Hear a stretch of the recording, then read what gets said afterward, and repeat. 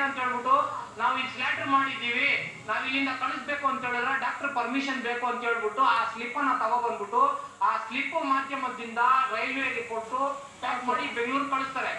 ಇವತ್ತು ಬಂದು already 48 hours travel ಮಾಡಿ ಈ ಐಟಮ್ ಇವತ್ತು ಗೋಡನ್ಗಳಿಗೆ ಹಾಕಿ ನಾಳೆ ಎತ್ಕೊಂಡು ಹೋಗಿ ಅಂಗಡಿಗಳಿಗೆ ಕೊಟ್ಟು ಅದೇ ರೆಸ್ಟೋರೆಂಟ್ಗಳು ಇಲ್ಲಿಂದ ನೇರವಾಗಿ ರೈಲ್ವೆ ಸ್ಟೇಷನ್ ಬರುತ್ತೆ. ಇಲ್ಲಿಂದ ಇದನ್ನ ಯಾರು ತಗೊಂಡೋಗ್ತಾರೆ, ಏನ್ ಮುಖಾಂತರ ತಗೊಂಡೋಗ್ತಾರೆ, ಎಲ್ಲಿಗೆ ಹೋಗುತ್ತೆ ಫಸ್ಟ್ ಅಂತ? ಇಲ್ಲಿ ಒಬ್ರು ಏಜೆಂಟ್ ಇದ್ದಾರೆ, ಮನ್ಸೂರ್ ಅನ್ನೋ ವ್ಯಕ್ತಿ ಇದ್ದಾರೆ. ಅವರು ಏಜೆಂಟ್ ಎತ್ಕೊಂಡೋಗು ಅವ್ರವ್ರ ವಸ್ತು ಅವ್ರವ್ರಿಗೆ ಗೋಡನ್ಗಳಿಗೆ ತಲುಪಿಸೋ ಅವ್ರದ್ದು ಇದು ಡ್ಯೂಟಿ ಇರೋದು. ಅಲ್ಲಿಂದ ನೇರವಾಗಿ ಗೋಡನ್ಗಳಿಗೆ ಹೋಗುತ್ತೆ, ಅಲ್ಲಿಂದ ಕಟ್ ಮಾಡಿ ಅದನ್ನ ಪಾರ್ಸಲ್ ಮಾಡ್ತಾರೆ. ಇಲ್ಲಿಂದ ಇಟ್ಕೊಂಡು ಗೋಡನ್ಗಳಿಗೆ ಬಾಕ್ಸ್ ಇಳಿಸ್ತಾರೆ. ಅಲ್ಲಿ ಏನ್ ಮಾಡ್ತಾರೆ, ಕೆಟ್ಟೋಗಿದ್ರೆ ವೆನಿಗರ್ ಅಲ್ಲಿ ತೊಳೆದು ಕಟ್ ಮಾಡಿ ಪೀಸ್ಗಳನ್ನು ಮಾಡಿ ಎತ್ಕೊಂಡೋಗಿ ಫ್ರೋಸನ್ ಗಾಡಿಗಳಲ್ಲಿ ಡೀಸೆಂಟ್ ವೇ ಇಂದ ಎತ್ಕೊಂಡು ಹೋಗ್ಬಿಟ್ಟು ರೆಸ್ಟೋರೆಂಟ್ ಕೊಟ್ಬಿಡ್ತಾರೆ. ಅದು ನಮ್ಮ ಹತ್ರ ನಿಮ್ಗೇನಾದ್ರೂ ಮಾಹಿತಿ ಇದೆ ಯಾವ್ಯಾವ ರೆಸ್ಟೋರೆಂಟ್ ಗಳಿಗೆ ಹೋಗುತ್ತಾ ಇದು ಅಂತ ಹೇಳಿ? ಪ್ರತಿ ಒಂದು ರೆಸ್ಟೋರೆಂಟ್ ಅಲ್ಲೂ ಬೆಂಗಳೂರಲ್ಲಿರೋ ಬೆಂಗಳೂರು ಜಿಲ್ಲೆಯಲ್ಲಿರೋ ಹೋಟೆಲ್ಗಳಲ್ಲಿ 80% ರೆಸ್ಟೋರೆಂಟ್ಗಳು ಇದೇ ಮಾಂಸ ಕಳಿಸ್ತಾ ಇರೋದು. ಯಾಕೆ ಸರ್? ಅಂದ್ರೆ ಇಲ್ಲಿ ಮಟನ್ ಸಿಗ್ತಾ ಇಲ್ಲ ಅಂತಾನ, ಅಲ್ಲಿಂದ ಈ ಒಂದು ಅಂದ್ರೆ ಕಡಿಮೆ ರೇಟ್ಗೆ ನಾಯಿ ಮಾಂಸ ಸಿಗುತ್ತೆ ಅಂತಾನ? ಸರ್, ನಮಗೆ ಅನುಮಾನ ಬಂದಿರೋ ಕಾರಣನೇ ಏನಂತ ಹೇಳಿದ್ರೆ, ಇಲ್ಲಿ ಬೆಂಗಳೂರಲ್ಲಿ ಮಟನ್ ಮಾರಾಟ ಮಾಡ್ತಿರೋ ಬೆಲೆ 800 ರೂಪಾಯಿ, 680, 780 ರೂಪಾಯಿ 1 kg ಮಾರಾಟ ಮಾಡ್ತಾ ಇದ್ದಾರೆ ಸರ್. ಇವರು ಎತ್ಕೊಂಡು ಹೋಗ್ಬಿಟ್ಟು ರೆಸ್ಟೋರೆಂಟ್ಗಳಿಗೆ 600 ರೂಪಾಯಿಗೆ ಕೊಡ್ತಾ ಇದ್ದಾರೆ ಸರ್. ಅಷ್ಟು ಕಮ್ಮಿ ಬೆಲೆ ಕೊಡ್ತಿದ್ದೀನಿ, ನಾನೇ 600 ರೂಪಾಯಿ ಕೊಡ್ತಿದ್ದೀನಿ ಅಂತ ಹೇಳಿದ್ರೆ ನನಗೆ 500 ರೂಪಾಯಿ ಸಿಗದ್ರೆ ಅಲ್ವಾ ನಾನು 600 ರೂಪಾಯಿ ಕೊಡೋದು? 500 ರೂಪಾಯಿಗೆ ಯಾವ ದೇಶನಾಗ ಮಾಂಸ ಸಿಗ್ತೈತೆ?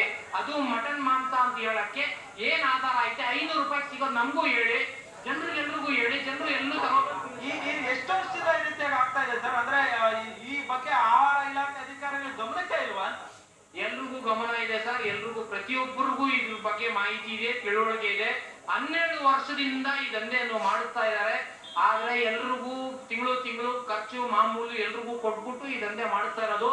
ಇವತ್ತೇ ನೋಡ್ಕೊಳ್ಳಿ ಸರ್, ಇವರು ರೆಗ್ಯುಲರ್ಲಿ ಇದು CRPF ಕಾನೂನು ಲಾ ಏನಿರೋದು ಅಂತ ಹೇಳಿದ್ರೆ, ಯಾವುದೇ ಒಂದು ಗೂಡ್ಸ್ ಬರ್ಲಿ ಫ್ರಂಟ್ ಗೇಟ್ ಇಂದ ತಗೋಬರೋ ಕಾನೂನು ಇರೋದು. ಇವತ್ತು ಸುವರ್ಣ ನ್ಯೂಸ್ ಮುಂದೆ ಬಂದು ಮಾತಾಡಿದ ತಕ್ಷಣ ಅವ್ರಿಗೆ ಗೊತ್ತಾಗಿ ಮಾಹಿತಿ ಸಿಕ್ಕಿ ಅವ್ರು ಎಲ್ಲಾ ಪ್ರತಿಯೊಂದು ಕನ್ಸೈನ್ಮೆಂಟ್ ಬ್ಯಾಕ್ ಗೇಟ್ ತಗೊಬಂದು ರೋಡ್ ಮೇಲೆ ಹಾಕೊಂಡು ನಿಂತ್ಕೊಂಡಿರೋದು. ಅವರು ನಿಜವಾದ ವ್ಯಾಪಾರಿಗಳು ವಸ್ತುಗಳು ಇರ್ತಿದ್ರೆ ತರಕ್ ಹೋದ್ರು. ನೀವು ನೋಡಿದಂತ ಸಂದರ್ಭದಲ್ಲಿ ಅಲ್ಲಿ ಏನ್ ಅನಿಸ್ತಾ ಇದೆ ಸರ್? ಅದು ನಾಯಿ ಮಟನ ಅಥವಾ ನಿಜವಾಗ್ಲೂ ಮಾಂಸನ, ಕುರಿ ಮಾಂಸನ? ಸರ್, ನೋಡಕ್ಕೆ ಎಲ್ಲಾ ಮಾಂಸನು ಕಟ್ಟಾದ್ಮೇಲೆ ಯಾರು ಹೇಳಕ್ ಆಗಲ್ಲ, ಲ್ಯಾಬ್ ರಿಪೋರ್ಟ್ ಬರೋವರೆಗೂ ಯಾರ ಕೈಯಲ್ಲೂ ಹೇಳಕ್ ಆಗಲ್ಲ ಯಾವ ಮಾಂಸ ಅಂತ ಹೇಳ್ಬಿಟ್ಟು. ಹಂಗ್ ಗೊತ್ತಾಗಂಗ್ ಇರ್ತಿದ್ರೆ ರೆಸ್ಟೋರೆಂಟ್ ಗಳವರೇ ಅಬ್ಜೆಕ್ಷನ್ ತಗೋಬಿಡ್ತಿದ್ರು ಇವ್ರ ಮೇಲೆ. ಕಟ್ಟಾದ್ಮೇಲೆ ಸುಲ್ದಾದ್ಮೇಲೆ ಚರ್ಮ ತೆಗೆದಾದ್ಮೇಲೆ ಯಾರ ಕೈಯಲ್ಲೂ ಹೇಳಕ್ ಆಗಲ್ಲ. ಟುಡೇಸ್ ಟೆಕ್ನಾಲಜಿ ಸೋ ಫಾರ್ವರ್ಡೆಡ್, ಏನ್ ಮಾಡಿದ್ರು ಕಂಡು ಹಿಡ್ಕೊಬಿಡ್ತಾರೆ. ಅದು ಇಟ್ಕೊಂಡು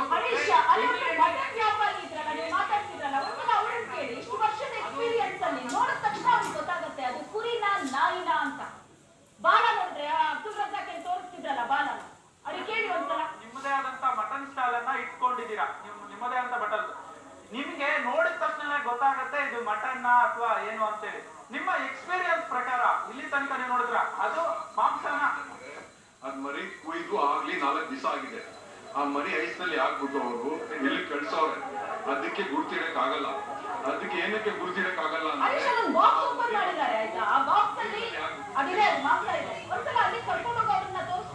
ಕಾಣಿಸ್ತಾ ಇಲ್ಲ, ಏನಿದೆ ಅಲ್ಲೊಂದು ಬಾಕ್ಸ್ ಅನ್ನ ಓಪನ್ ಮಾಡಿದ್ದಾರೆ. ಆ ಬಾಕ್ಸ್ ಅನ್ನ ನೋಡಿ ನೀವು ಮಟನ್ ಯಾವ ರೀತಿಯಾಗಿ ಎಕ್ಸ್ಪ್ಲೈನ್ ಮಾಡ್ಬೋದಾ ಒಂಚೂರು? ಶ್ವೇತಾ, ನಾನು ನೇರವಾಗಿ ಆ ಒಂದು ಮಟನ್ ಓಪನ್ ಮಾಡಿರುವಂತಹ ಬಾಕ್ಸ್ ನ ಬಳಿ ಕರ್ಕೊಂಡು ಹೋಗ್ತೇನೆ. ಅವರ ಎಕ್ಸ್ಪೀರಿಯನ್ಸ್ ಪ್ರಕಾರ ಅವರು ಹೇಳ್ತಾರೆ ಏನಾಗಿದೆ, ಅದು ನಿಜವಾಗ್ಲೂ ಮಾಂಸನ, ನಿಜವಾಗ್ಲೂ ಏನದು ಅಂತ ಹೇಳಿ.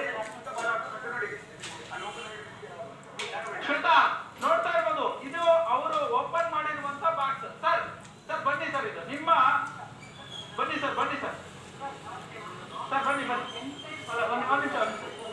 ಇವರು ಮಟನ್ ವ್ಯಾಪಾರಿ, ಇವರು ತುಂಬಾ ವರ್ಷದಿಂದ ಅವ್ರದೇ ಮಟನ್ ಸ್ಟಾಲ್ ಇಟ್ಕೊಂಡಿದ್ದಾರೆ.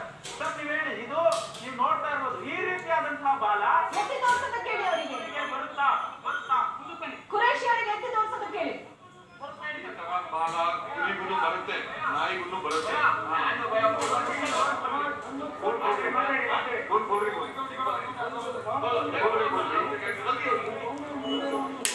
ಈ ತರ ಮಟನ್ಗೆ ಕುರಿಗೂ ಬರುತ್ತೆ, ಬಾಲ ನಾಯಿಗಳು ಬರುತ್ತೆ.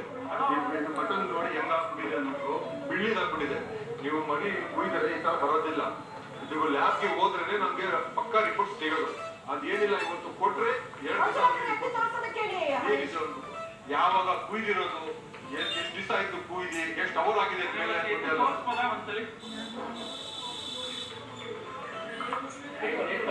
ನೋಡ್ಬೋದು. ನಾವು ತುಂಬಾ ನಾವು ಏನು ಬೆಂಗಳೂರಿಗೂ ಮಟನ್ ಅನ್ನ ತಿಂತೇವೆ ನೋಡ್ಬೋದು.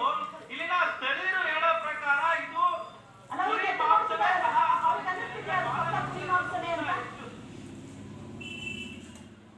ಸರ್ ನಿಮ್ಗೆ ಅನಿಸ್ತಿದ್ಯಾ ಇದು ಪಕ್ಕ ಕುರಿ ಮಾಂಸ ಅಂತ ಹೇಳಿ? ಸರ್ ಅದು ಕುರಿನೋ ಇದು ಅನ್ನೋದು ಲ್ಯಾಬ್ ಚೆಕ್ ಮಾಡ್ಬೇಕು. ಯಾವ್ದೋ ಒಂದು ಬಾಕ್ಸ್ ತಗೊಂಡೋಗಲ್ಲ, 8 ತಗೊಂಡೋಗಿ ಚೆಕ್ ಮಾಡ್ಬೇಕು. ಮತ್ತೆ ಇದು ತಿನ್ನೋಕೆ ಯೋಗ್ಯ ಇದೆಯಾ, ಇದನ್ನ ತಗೊಂಡ್ಬರ್ತಾ ಇರೋದು ಕರೆಕ್ಟಾ, ಇದು ಲೀಗಲ್ಲ ಇಲ್ಲಿಗಲ್ಲ, ಸ್ಮಗ್ಲಿಂಗ್ ಕರೆಕ್ಟಾ, ಕರೆಕ್ಟ್ ಆಗಿ ಚೆಕ್ ಮಾಡ್ಬೇಕು. ಸರ್ ಯಾಕೆ ಬರ್ಬೇಕು, ಇಲ್ಲಿ ಮಟನ್ ಸಿಗಲ್ಲ. ಇಲ್ಲೇ ನಮ್ಮ ಎಮ್ಮೆ ಮೈದಾನ ಅಂತ ಇದೆಯಲ್ಲ ಸರ್, ಚಾಮರಾಜಪೇಟೆ ಮೈದಾನದಲ್ಲಿ ದಿನ ಬೆಳಿಗ್ಗೆ ಕುರಿ ಇಡ್ತಾರೆ. ಯಾಕೆ ರಾಜಸ್ಥಾನದಿಂದ ಬರುತ್ತೆ? 400 ರೂಪಾಯಿಗೆ ಮಟನ್ ಸಿಗೋದಕ್ಕೆ ಸಾಧ್ಯವಾ? ಇದೇ ಅಬ್ದುಲ್ ರಜಾಕ್ ಇಲ್ಲಿ ಬರೋವರೆಗೂ ನಮಗೆ ಗೊತ್ತಿಲ್ಲ ಇವಂದು ಇದು ಅಂತ. ಈತ ಕುರಿ ಮಾಂಸ ಹಾಗಾದ್ರೆ ಬರಲಿಲ್ಲ, ಶಾರ್ಟೇಜ್ ಇದೆಯಂತ ಹೊರಗಡೆಯಿಂದ ಈ ತರ ಕಟ್ ಮಾಡಿ ತರ್ತಾರೆ. ಸರ್ ಇಲ್ಲಿ ತುಂಬಾ ವರ್ಷದಿಂದ ಕುರಿ ವ್ಯಾಪಾರ ಮಾಡ್ತಾ ಇದ್ದೀರಾ, ಕುರಿ ಮಾಂಸದ ವ್ಯಾಪಾರ ಮಾಡ್ತಾ ಇದ್ದೀರಾ. ಇಲ್ಲಿ ಅಷ್ಟು 400 ರೂಪಾಯಿಗೆ ಮಟನ್ ಸಿಗುತ್ತೆ, ಎಲ್ಲಾದ್ರೂ ಸಿಗುತ್ತೆ ಸರ್? 400 ರೂಪಾಯಿ ಸಿಗಲ್ಲ. ಅಲ್ಲೇ ಸಿಗೋದು, ರಾಜಸ್ಥಾನದಲ್ಲೇ ಸಿಗೋದು. 400, 450, 500 ರೂಪಾಯಿಗೆ ತಗೊಂಡ್ಬಂದ್ಬಿಟ್ಟು ಇಲ್ಲಿ 550ಗೆ 600ಗೆ ಮಾರೋದು. ಇದೇ 20 ವ್ಯಾಪಾರಿಗಳು ಇವರೇ ಕೊಡೋದು. ಬೇರೆ ನೀವು ಎಲ್ಲಿ ಹೋದ್ರು ಸಿಗಕ್ಕೆ ಚಾನ್ಸೇ ಇಲ್ಲ. ನೀವು ಯಾವ ಅಂಗಡಿಗೆ ಹೋದ್ರು 750 ರೂಪಾಯಿಯಿಂದ